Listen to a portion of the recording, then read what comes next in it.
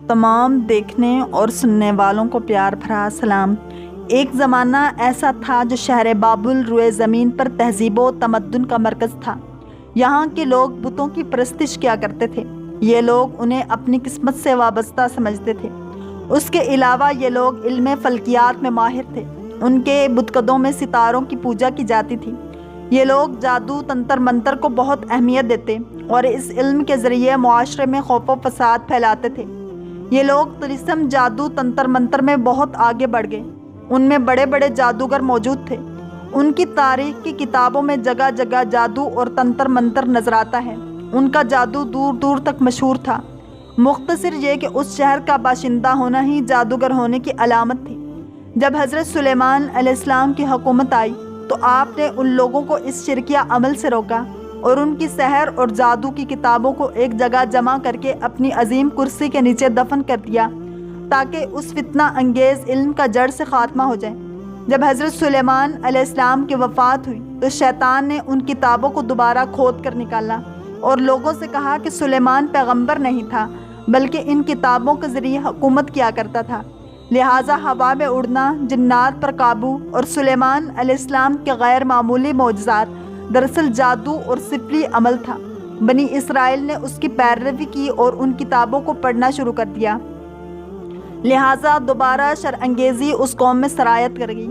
اللہ تعالیٰ نے حضرت سلیمان علیہ السلام پر لگائے گئے الزامات اور تہمت کی نفی کرتے ہوئے سورۃ البقرہ میں فرمایا ہے، اور وہ ان خرافات کے پیچھے لگ گئے جو سلیمان کے عہد سلطنت میں شیاطین پڑھا کرتے تھے، اور سلیمان نے مطلق کفر کی بات نہیں کی بلکہ شیطان ہی کفر کرتے تھے کہ لوگوں کو جادو سکھاتے تھے، اور ان باتوں کے بھی پیچھے لگ گئے جو شہر بابل میں دو فرشتوں یعنی ہاروت اور ماروت پر اتری تھیں، اور وہ دونوں کسی کو کچھ نہیں سکھاتے تھے جب تک یہ نہ کہہ دیتے کہ ہم تو ذریعہ آزمائش ہیں، تم کفر میں نہ پڑو۔ غرض لوگ ان سے ایسا جادو سیکھتے جس سے میاں بیوی میں جدائی ڈال دیں، اور خدا کے حکم کے سوا وہ اس جادو سے کسی کا کچھ بگاڑ نہیں سکتے تھے، اور کچھ ایسے منتر سیکھتے جو ان کو نقصان ہی پہنچاتے اور فائدہ کچھ نہ دیتے، اور وہ جانتے تھے کہ جو شخص ایسی چیزوں کا خریدار ہوگا اس کا آخرت میں کچھ حصہ نہیں، اور جس چیز کے عوض انہوں نے اپنی جانوں کو بیچ ڈالا وہ بری تھی، کاش کہ وہ اس بات کو جانتے۔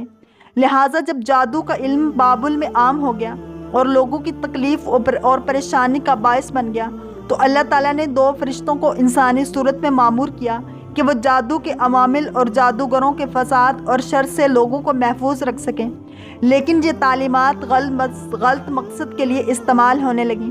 لوگ ان فرشتوں سے جادو سیکھتے بلکہ وہ فرشتے لوگوں کو منع بھی کرتے اور ان کے لیے صراحتاً کہتے تھے کہ یہ تمہارے لیے ایک آزمائش ہے، لیکن پھر بھی وہ لوگ ایسے کاموں میں پڑ گئے جو انسانوں کے لیے ضرر اور نقصان کا باعث تھا۔ عربی لغت دانوں میں اس کا ذکر بھی ملتا ہے، جہاں کئی لوگ پہنچے اور ہاروت و ماروت سے ملاقات کر کے جادو کا علم سیکھا۔ جادو کے متعلق امام حاکم نے المستدرک میں اور ابن کثیر نے اپنی تفسیر میں حضرت عائشہ صدیقہ رضی اللہ تعالی عنہا سے ایک واقعہ روایت کیا ہے۔ آپ فرماتی ہیں کہ رسول اللہ صلی اللہ علیہ وسلم کی وفات کے تھوڑے عرصے بعد دومت الجندل کے باشندوں میں سے ایک عورت میرے پاس آئی۔ وہ رسول اللہ صلی اللہ علیہ وسلم سے مل کر جادو کے متعلق کسی چیز کے بارے میں کچھ پوچھنا چاہتی تھی۔ حضرت عائشہ فرماتی ہیں کہ جب اس عورت نے رسول اللہ صلی اللہ علیہ وسلم کو نہیں پایا تو میں نے اسے روتے ہوئے دیکھا۔ اس کے رونے کی شدت سے مجھے ترس آ گیا۔ وہ عورت کہہ رہی تھی کہ مجھے ڈر ہے کہ میں ہلاکت میں جا پڑی ہوں۔ میں یعنی حضرت عائشہ نے اس سے واقعے کی تفصیل پوچھی تو اس نے مجھے بتایا، میرا شوہر مجھ سے دور چلا گیا تھا، پھر ایک بوڑھی عورت میرے پاس آئی تو میں نے اس سے اپنے حال کا شکوہ کیا۔ اس نے کہا اگر تو وہ سب کرے جس کا میں تجھے حکم دوں تو تیرا خاوند تیرے پاس لوٹ آئے گا۔ میں نے کہا ہاں میں کروں گی۔ جب رات ہوئی تو وہ میرے پاس دو سیاہ کتوں کو لے کر آئی۔ ان کتوں میں سے ایک پر وہ خود سوار ہو گئی اور دوسرے پر میں سوار ہوئی۔ ان کی رفتار زیادہ تیز نہ تھی، یہاں تک کہ شہر بابل پہنچ کر رکے۔ وہاں دو آدمی اپنے پروں سے ہوا میں لٹکے ہوئے تھے۔ انہوں نے پوچھا کہ تجھے کیا ضرورت ہے اور کیا ارادہ لے کر آئی ہے؟ میں نے کہا جادو سیکھنا چاہتی ہوں۔ انہوں نے کہا بے شک ہم آزمائش ہیں، لہٰذا تو کفر نہ کر اور واپس لوٹ جا۔ میں نے انکار کیا اور کہا کہ میں نہیں لوٹوں گی۔ انہوں نے کہا تو اس تندور میں جا کر پیشاب کر۔ میں وہاں تک گئی تو کانپ اٹھی، میں خوفزدہ ہوگی اور پیشاب نہ کر سکی، اور جو ہی ان دونوں کے پاس لوٹ آئی انہوں نے مجھ سے پوچھا کیا تو نے پیشاب کیا؟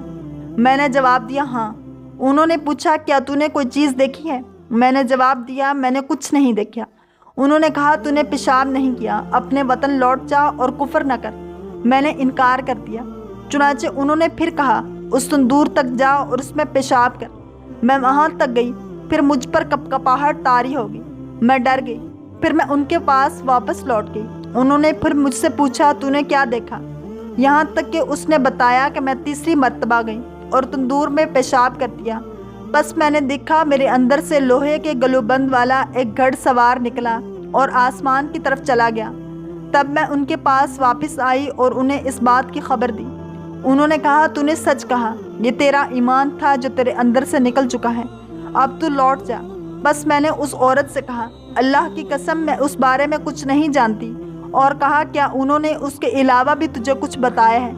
اس نے جواب دیا ہاں ضرور بتایا ہے کہ آپ جو چاہیں گی وہ ہو جائے گا۔